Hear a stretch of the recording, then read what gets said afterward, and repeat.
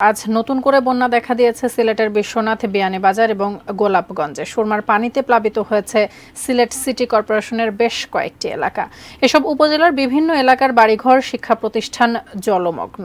সড়কের ওপরেও পানি প্রবল তোড়। চলাচল বন্ধ হয়ে যাওয়ায় পানিবন্দী প্রায় ৫ লাখ মানুষ। বৃহস্পতিবার সিলেটের নদ-নদীর পানি জেলার ৫টি পয়েন্টে বিপদসীমার উপর দিয়ে প্রবাহিত হলেও আজ ২টি পয়েন্টে বিপদসীমার নিচে নেমেছে।